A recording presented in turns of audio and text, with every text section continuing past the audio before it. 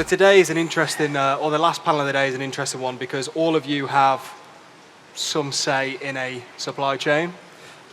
So I am going to kick off and I'm going to let James kick off and make my job really easy.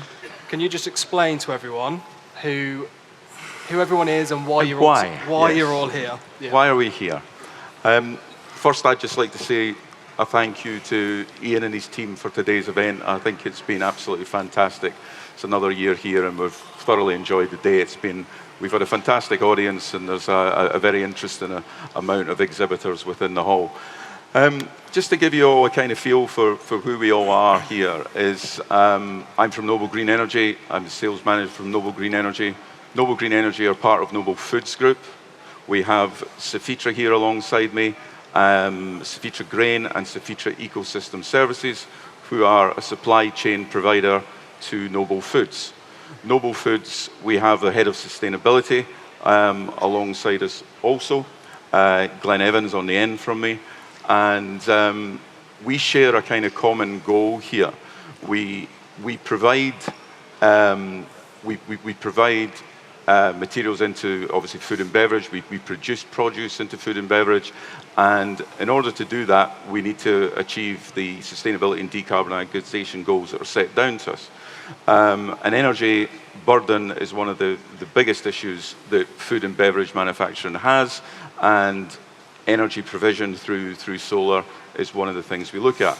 To help facilitate that, not just through CapEx projects, we need to be able to fund those projects, and that's why Gordon's sitting beside me to my left on this side as opposed to that side. So Gordon is with Bluestone Energy, and they're an investor-led partner of ours. So here we've got a food and beverage manufacturing company, we've got supply chain support, we've got all the Scope 3 and Scope 2 issues, as well as Scope 1, which we'll come to.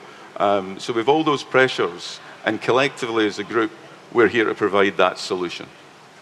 I'm going to start by, Tom, if I introduce Glenn, perhaps, to have a little chat on this topic. Yep. Glenn, we've worked together for some time. You've been responsible for sustainability within Noble Foods, and we've assisted on 2 and 3. Can you give the audience a little bit of an understanding of the Scope 2, Scope 3, or all scope, in fact? Yeah. The sort of issues that you've had and how you've overcome that. Yeah, no problem. It's probably a good place to start with when we first looked at our carbon footprint and got our targets validated. So that was done in October 24. And if you like, that gave us renewed focus in terms of our energy use, but also how are we going to cope with the challenge of making the reductions that we need. So our targets are for Scope 1 and 2, 42% reduction by 2030, so quite a challenging target there, and it's all SBTi verified. When we were signing up to that, we also had a look at, do we want to buy REGOs to cover our Scope 2 emissions? So the electricity that we use, do we just want to go out to the market, buy renewable electricity, or do we want to take the more difficult route, but where we have complete control over energy, and that's to go a location-based route. So we thought about it, and we ended up going down a location-based route. A couple of reasons for that. We had one of the providers that pulled the plug on a REGO, so just a word of warning there that they can pull the plug on REGOs just like that, and effectively that would have meant for 6 months of the year we would have been on brown energy. So anyway, there we are.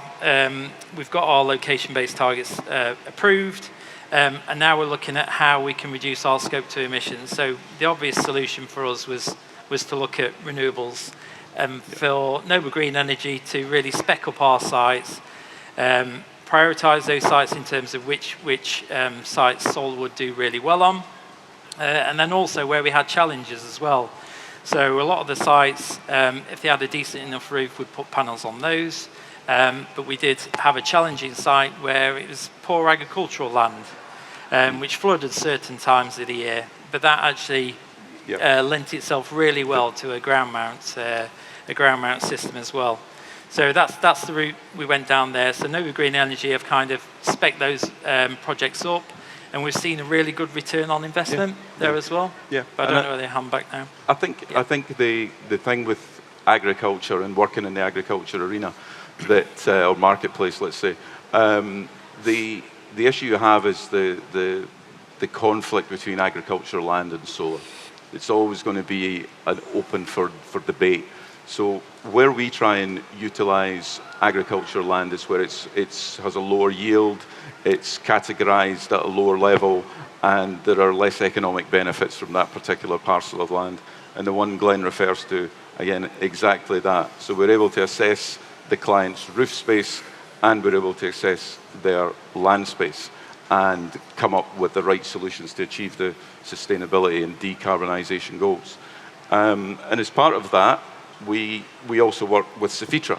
And Safitra have supplied grain into Noble Foods, and they also supply regenerative farming into the wider market as well. So again, we can look at yields, we can look at sustainability, and we can look at decarbonisation. And Simon, you can perhaps give us a little bit of an overview on the grain side and how that operates, and the fertiliser side, how that works with you. Yeah, so good afternoon. So my primary role for Safitra is looking after the fertiliser trading. So as you can imagine, that's slightly problematic at the moment. I may be one of the few people who knew where the Strait of Hormuz was before the war. But it kind of emphasises a supply chain type role that we fulfil in this sector around problem solving, really. You know, there's geopolitical issues that we have to manage and seem to be managing more often. But also in terms of Scope 3 emissions, you know, we're supplying something like 5 million tonnes of raw materials into feed, food and energy sectors. We originate a lot of that grain from farms, so farmers are under pressure to change the way they grow their crops, and our consumers are under pressure to change the way that and improve their carbon footprint and meet their Scope 3 and 2030 emission commitments. So our role is to try and find solutions to that, and mine in particular is how can we find raw materials, crop nutrition products that give us self-sufficiency, resilience, and sustainability of our businesses, our farmer businesses, and our consumers as well. Yeah. Does that kind of give you a little bit I think that's the kind of thing here that Noble Foods purchase from Safitra. This is our supply chain. So them being understanding and engaging in direct sustainability and decarbonisation actions helps us as a group be better.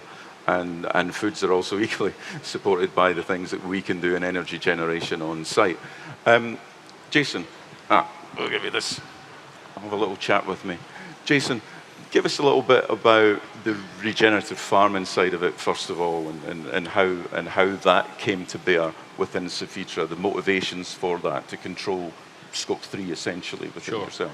Sure. So, but first of all, last week we were at Cereal Show on Jeremy Clarkson's farm. Yes, we were. And we were wading knee-deep through mud. We were, in these boots, by the way. So they scrubbed up well. It's a lot nicer to be here in the dry and warm. But yes, we're from farming background, which is kind of a bit out of place in this show, but there are massive connections. Correct. And what I do in particular, is I have the pleasure of driving around the country and helping farmers in their transition to regenerative agriculture. Our initial group of farmers, about 100 of them, about 50,000 hectares. It's not small, but we help them with their transition. And traditionally, people think of the food supply chain as farm, aggregator, processor maybe, and then one of those food brands you find on the shelf of your supermarkets. And that's traditionally what we've been involved with. But just a glimpse into the future, that food supply chain is becoming more and more diversified. And so whilst I also speak to farmers and help them with their transition to regen ag, I also speak to Google and Microsoft about buying carbon credits from our farmers and loop back money, incentives to farmers to help them do more and more and encourage people to do more and more transition. So It's quite a mind stretch. Sometimes we're on a farm knee-deep in mud. Sometimes we're in a big, tall office block in London talking about those other things. But more and more now, that circular route, taking good practices from the farm, quantifying them in carbon credits, linking in the industry that possibly has the deepest pockets and move very quickly back into the farming industry, that's very satisfying and it's moving quickly. So we're making a lot of headway. I think, again, what you see here in front of you is a panel of companies that are deeply embedded in food and beverage, deeply embedded in agriculture and farming, and we come across all these issues that have been placed upon us as manufacturers, processors, and supply chains, and how we operate and how we control as best we can both our on-site Scope 2 or Scope 3 in the supply chain, and we're also going to come to Scope 1 in a little bit with Glenn. But what I'd also like to do is, how do we facilitate that within manufacturers? Clearly, as a manufacturer, you can invest in the project from a capex perspective, but there's a huge amount of pressure on capex within organisations. Glenn, you know yourself, when you're trying to balance what goes on within the company from your perspective and what board decisions are made with where capex is needed. And this is where we have a partnership. Again, one of these things that helps make us all unique is the partnerships we have together. And Gordon, that sits to my left, works with a company called Bluestone Energy, and Bluestone Energy are an investor into the marketplace. We will do zero capex projects where you're generating on-site energy or off-site energy, for that matter, also under private wire into your grid connection. And Gordon, we've worked on a few projects. We're working on a lot to come. Tell us a little bit about how zero capex projects can benefit within the food processing. What I want to touch upon is what Simon said, what I never even clicked before coming today, the fertiliser issue and the Strait Hormuz and the global political shock and what that's made in that element of the supply chain, when what we've been working together on over the past months is the global political shock on energy prices, and the same thing. So it's not a new technology. Solar and batteries are a known technology and deployed at scale globally and in the UK. And there's just this perfect synergy we found of deploying that in the agricultural space, where there is land, there is a carbon demand, and there is a fight for capex, and there is a protection from global political shock. And there's this solution that seems to tick all the boxes in an ideal way at the one time. So at Bluestone, we consider ourselves a developer because we'll take a project from complete concept. What do you have? Do you have land? Do you not have land? As James was saying, does it need planning? Does it not? Does it need finance? Does it not? But the options that's out there is what we're finding now is spending most of our time on that educational piece that these exist, and all the benefits that they can create right away. Yeah, terrific. Can I just ask, where's on-site generation delivering the biggest impact? Is it solar? Not anymore. Since October of last year, so quite recently, but since October of last year, we haven't came up with a scheme that's been solar only. It's been solar and BESS co-located. So in the UK, as you know, it's not sunny all the time. But there is a perfect blend of the battery costs have reduced dramatically. So by 5-fold in 5 years, so by half and by half again, effectively.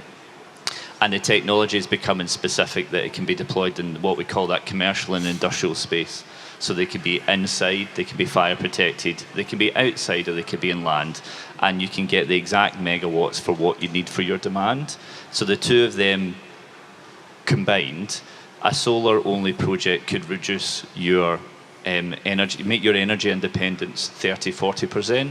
Then with a battery, it jumps to 50, 60, at times 70% of your site could be fully independent off the grid at that reduced price. So yeah, I've not seen a solar-only project this year. So the technology's not changed, but the costs have changed, and that's changed the solution dramatically. Okay. I'm going to stick with Gordon while you've got the mic, but it's probably going to open up to everyone. Is cost the biggest barrier? Is that what's stopping these projects moving forward, and you're the solution? No, I think it's education. I do. I think it's about that conversion of, it's not on anybody's radar until it's too late. I think we go back to the point of global political shock, and it's like, right, well, now how do we forecast for rising costs in the next 6 months, rising costs in a year? And it's the same as everything. It's you could maybe go back to the classic Bitcoin examples, like, well, if I'd only got on it then. And it's about making that jump to, because, yeah, there's solutions for CapEx-free solutions. There's looking at roof space, there's looking at land space. So nothing's a barrier in coming up with a solution that's going to reduce your energy year one. It's about, it's getting the time to get around everybody and telling them this is available, and that we could do modelling and we could provide financial solutions and so on that doesn't require any input, any oversight, no site management, no asset management for the lifetime. And I think it's just about people knowing that that's there. That's the bigger barrier that we've got just now. Aside from the agricultural business, and just for what has been interesting in the last months, other public bodies have been coming, NHS, National Rail, they've been putting out private wire tenders recently, big ones. So I think it's slowly trickling through. This is it's not a fantasy solution, it's a real solution, and it's here. But it's about getting that round the right bodies, right independent bodies, these type of shows to explain that. And I think that's the thing with food and beverage is there's a huge cost burden on the manufacturing process, and where there can be CapEx investment, there's also going to be pressures on CapEx for other things, and the power purchase agreement, the private wire power purchase agreement is the way to go. Zero CapEx, zero maintenance, but all the power benefits, all the sustainability and decarb benefits sit alongside that. And also then, when you factor in the use of regenerative farming in the ingredients proposition, you factor in the fertilizers that are coming into the market through Sofitra, we get an overall decarb sustainability concept, which everybody here in front of you is deeply involved in. And in fact, all our companies are embedded in that and embedded in F&B together. Glenn, we were talking about, it's a great couple of points there about the pressures of CapEx projects, you know, and where we invest the CapEx in it. But one of the things that you've been working on quite recently is the scope 1 side of things, which we typically a lot of the time talk about scope 2 and scope 3, which are fairly obvious, but scope 1 is something you've been working on. Tell us a bit about that. Yeah, so for me, in any case, it might not be for others, but for me, scope 1 has always been a bit of a challenge. We're quite heavy users of fuel, gas, and we have quite a large logistics fleet as well. So if you look to our scope 1 and 2 emissions, around 2/3 of that is in the fleet, so transportation around the UK. So I don't know whether you've heard of recently, but there's a depot charging scheme grant that's available for folks to apply. So currently what the government are trying to do there is, I think a lot of HGV fleet operators have said by 2035, the internal combustion engine is kind of going to go, and they're kind of plumbing their bets on going for electrification at this moment in time. So if you like, we've got a deadline. The government have got a deadline as well. They came out towards the end of last year and put out a grant for everybody to apply. So what this involves is electrifying your HGV fleet, or smaller, like 3.5 tons, 7.5 tons, and then putting in a depot charging scheme at one of your depots as well. So you can either do this by having sufficient grid capacity, but a lot of our sites tend to be rural, so we don't have that sufficient grid capacity at this moment in time. So the other option that they gave was that you could have solar and BESS, so battery and storage systems. So that's what we plumped for. Now, this is quite a complicated system that we actually went for there, but working with Noble Green Energy, we managed to design a system that seemingly seems to be, acceptable to the grant authority, and now we're just waiting on that decision to come through, which I'm really excited about. I mean, it will mean for vehicle replacements, going from diesel to electric HGVs. And also we can actually demonstrate that on a real life pilot, which depots we're going to transport to. Is it going to work in real life in terms of going out to a depot, coming back? Do we have sufficient charge time and those kinds of things? But for me, that's a real answer to deal with one of the significant problems of Scope 1 emissions. Yeah. I think there, you've heard it straight from Glenn there, that the pressures are ever evolving in sustainability and decarbonisation throughout, and it's every aspect of it. We've discussed here, you know, from the fertiliser issue and how we decarb that. That is something I think that's a fascinating prospect for agriculture, which in turn leads us to our food processing. Yeah, absolutely. I mean, just touching on Glenn's electrification, you know, we have 700 or 800 trucks a day moving around the country delivering raw materials. We have vessels arriving, so we have the same driver as yourself in terms of, sorry, excuse the pun. Yeah. In terms of minimising that. So, you know, again, if Jason can take his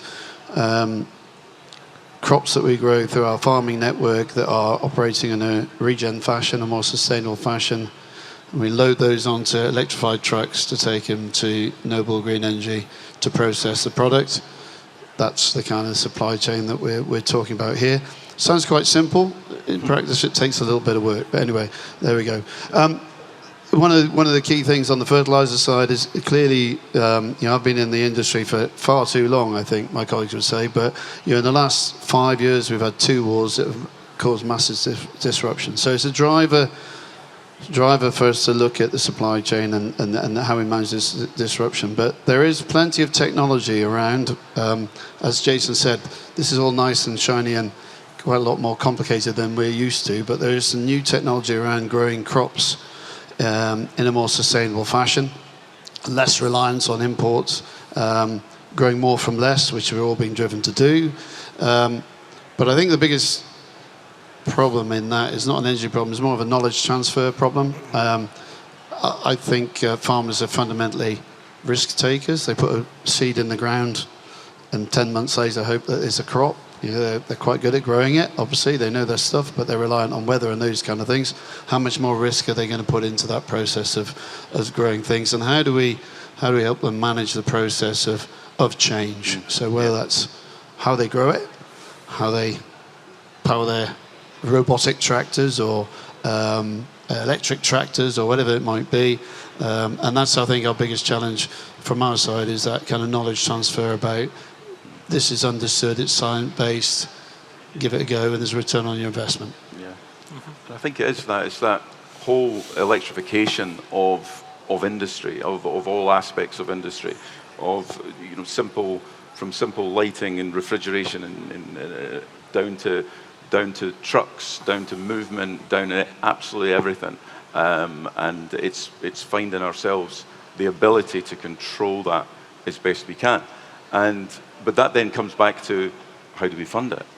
Where do we go with this? I mean, we were speaking, Gordon, this week about a project where we had a client, and this is just giving you a kind of case study example, where we had a client who had set a particular CapEx budget on a project.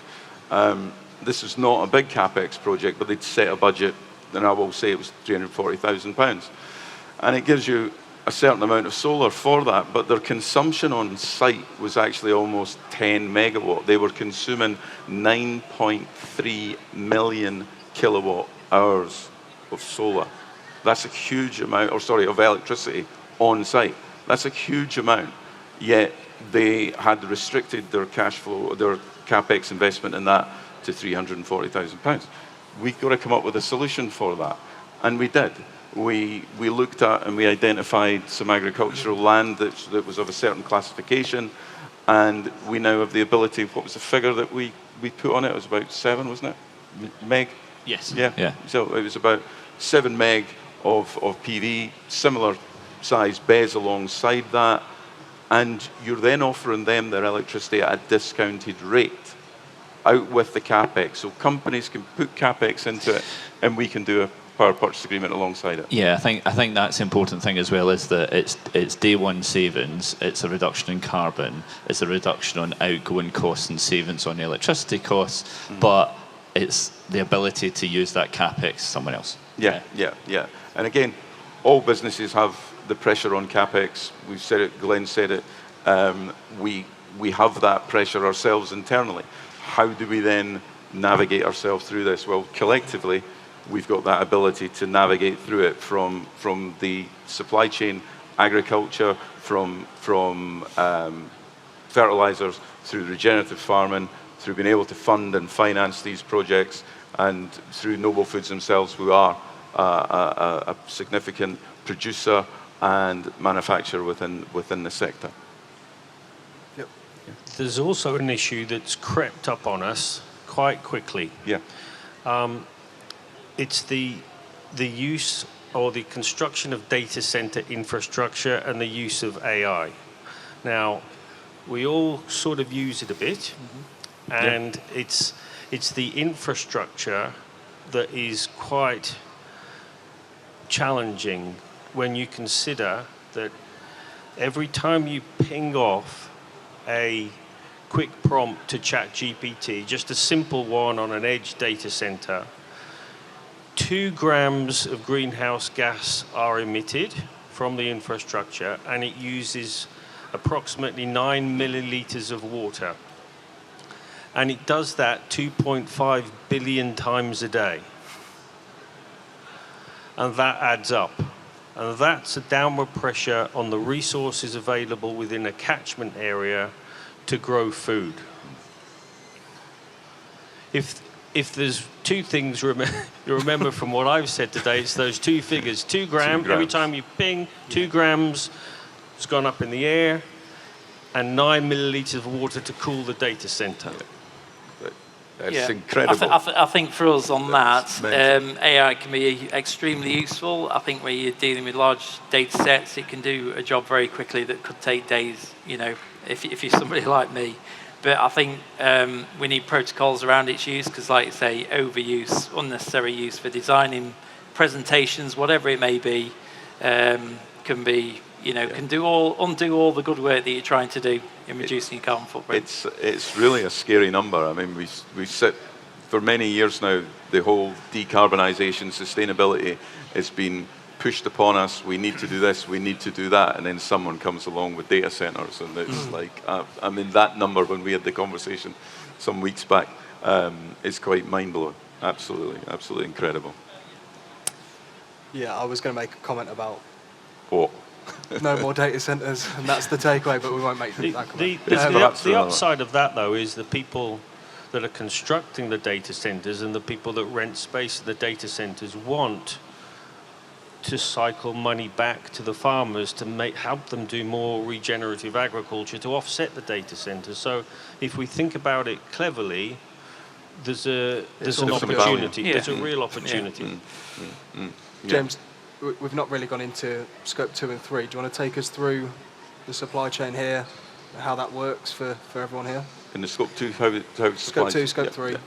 So scope 2, just give you an understanding, obviously, that scope 2 is the on-site consumption of power, and as part of Noble Green Energy, obviously, we can do the solar alongside the BESS, as Gordon was saying there, how important it is to balance out the power generation on site and the consumption on site. And sometimes that is uniquely solar on site, but in many cases, and it's becoming more prevalent, particularly on larger scale consuming sites, that we're also putting BESS into that on the scope 2 side. The scope 3 side is far more complex and far harder to manage, but we do our best too. And with Noble Foods, for example, Noble Green Energy are engaging with the supply chain farms, the supplier farms, to open up solar PV and battery storage to supply farms. We're also opening up various financial incentives and benefits that they can have from doing that, and how they fund that internally. It typically doesn't get to the level of Gordon, because supply chain farms are typically smaller unless they're they come into the larger ones where we can involve power purchase agreements, but we can involve asset finance solutions there too. I think we've done quite a bit in helping out the poultry side, particularly, and that's something that we look to grow out and make it that solar on poultry sheds, for example, are an absolute, come right from day one with those projects, and we're working into a 27 calendar of fulfillment with that. So that's where we sit in working with Noble Foods. Likewise, with the regenerative farming from Safitra, that's there to help their supply chain. Equally, the energy from Noble Green Energy can assist your regenerative farming supply chain. And that's where we sit with kind of scope 2 and scope 3 in a general kind of context. Yeah, I'll just add to that if that's all right, please, James. please. Yeah. So in terms of our overall emissions, 70 to 80% of those are scope 3. So without having collaborations like this, we would have such a challenge in trying to reduce that. We do have a milling operation. So in effect, we're a vertically integrated company. So we have 250 producer farms, which James was referring to there. We have 6 mills around the country, 2 pack centres, and predominantly we're packing eggs. So we're taking eggs from those laying farms, but then we feed the majority of those farms as well. So if you wrapped all that in one, raw materials that we mill are one of the biggest inputs into those scope 3. So like I say, without this kind of relationship, collaboration with the supply chain, it'd be very difficult to tackle any of those emissions. Really. I think it's probably worth going a little bit deeper in the collaboration, because there'll be people here that are thinking about different emissions, and they probably don't have these relationships. So one, why does this work so well? And two, what do other manufacturers need to be doing to replicate this? Or to bring you in, I suppose. Yeah, well, that's what your answer wants to be. The first thing is that we've come together over time. We've come together over relationships. We've come together over a heritage, if you like, in agriculture. All the companies here have family ties into agriculture. We have a history in agriculture, food production. Whether it's through fertilizers into agriculture, ingredients into food production, whether it's eggs and the produce we get from that, whether it's the chicken into the food supply chain. That is so important. We have, as part of Noble Foods, we have addressed all the issues that we've had within sustainability and decarbonisation, and come up with this kind of team here that can help and support us achieve it. Not only help us afford and achieve it, but helps our supply farmers, helps our own farmers. And we've got, we think in the room, as much, or hopefully we even have more than this as things go forward, but we have the resources in the room here to really help control that and give benefit to that. Help us reduce our cost of produce, help us to reduce our yield, help us to be better, help us to be more sustainable, and help us to reduce our emissions. So within the room you have all that experience, and this is what we do. We work together to achieve all that. And whether it's through investment or whether it's through CapEx projects, we can help you achieve what you need to achieve as manufacturers, producers. James, I was just going to, I might be off track here, but No, if you go just for it. wanted me to illustrate as simply as simple works for me, basically. But we supply a lot of raw materials into Noble, so they can grow chickens. We all have a joint responsibility around our scope 3 emissions and targets. Again, they're only 3 or 4 harvests away, and we have to find a solution to growing those chickens in a more sustainable way. Is that kind of fair? Yeah. So we came up with, we source from around the world, but we also source a lot in the UK from our farmer customers. So we started with this ecosystem services where we reward our farmers for farming in a more sustainable fashion. We built a scheme that is an end-setting scheme. So we don't, if we reward them with certificates for their efforts to create a lower carbon product to go into Noble, we don't sell it to EasyJet. We transfer that product within the supply chain to grow food, to grow chickens. And that's kind of how, very simplistically, how we've grown what was already a strong relationship. We don't have all the answers, and we committed a couple of 3 years ago with farmers, knowing that we didn't have all the answers. But if we didn't commit and get people to grow to meet these targets, then we wouldn't be able to have a conversation with these guys about how we help them resolve those Scope 3 emissions. And we are integrated, and we are intimately involved in making this a success. So I don't know whether that helps a little bit around how basically the process works and why we're involved. I've got in the key of simplicity as well. We've got a small simple example where is the phrasing of "it's never too late." We are working with a project with Noble Green where rooftop solar. It's a large rooftop solar, but the roof is past an age where it's able to take the solar. We've incorporated us paying for the roof in the power purchase agreement for the energy. The Noble Greens found a subcontractor to install the roof on their behalf. Then we install the solar on top, and then that goes back as one saving back to the customer as well. So they weren't too late to the party as well. We found it's just a very simple, find a solution to still get the savings, even if you think you're restricted somehow. You know.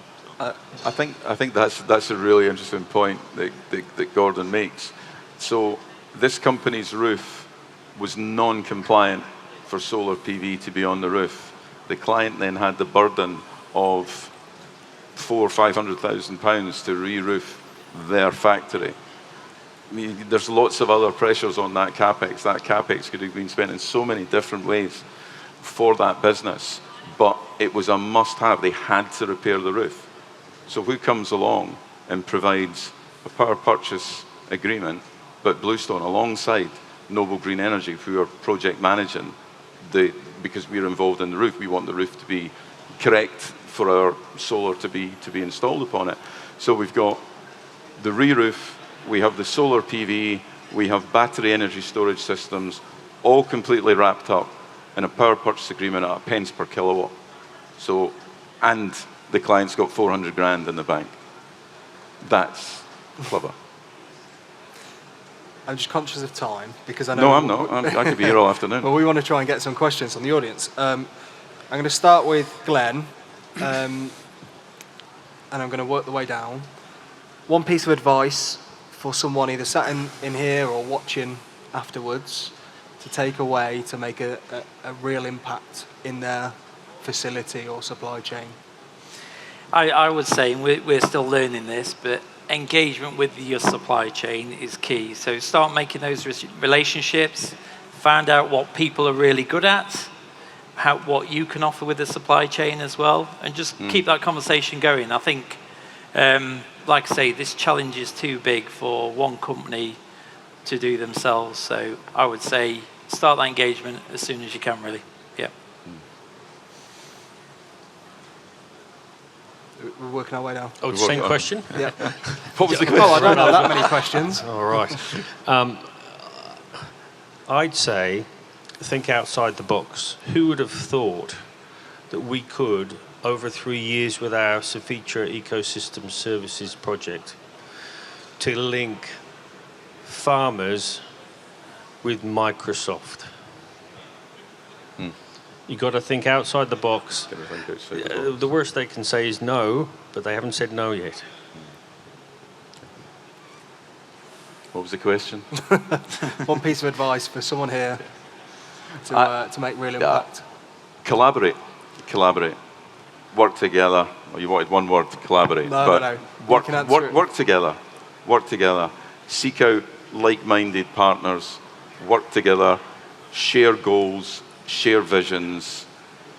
And you know, we have this thing. Everybody sits at the table. We have a vested interest in what all of us have a vested interest in what we're proposing here. So we have a commercial vested interest in what we're proposing here. We have a heritage within the industry that goes on for hundreds of years. In some cases, we've certainly been around 100 years. We all have We all have businesses which have family links within them, within F&B and farming and agriculture. So collaborate, find like-minded people, work together. Brendan? One key takeaway from me is it costs nothing to find out. Yeah. So we do it. There's others that do it. Supply data and see if there's an opportunity there. So you don't need to worry about where even to start. Somebody will take care of that for you, and it costs nothing, and then you can move on from there. So all those options exist. That's one thing to take away. One thing we've learnt, you can't tell people how to farm. Okay, they know how to farm. All we can do is offer and put offers in front of them. But people want to do the right thing. They want to farm in the right way. But yeah, don't be too prescriptive about what you're doing, and we'll learn. And it's the same as the offers that we make to Noble. We think we're right, but yeah, we've got to work together and be too prescriptive about what we're doing and learn from each other. Yeah. Okay, thank you all. Do we have any questions from anyone in the audience, in the room? If anyone can hear me at the back. Has anyone got any questions? Because we've got some microphones, if you want to... No, everyone's gone shy. No? I was Are expecting. we happy to leave it there? Yeah. Yeah? Not missed anything? We're all good? No, I don't think so. Okay, amazing. Thank you to all the panelists. Thank you very much. Thank you. Thank you.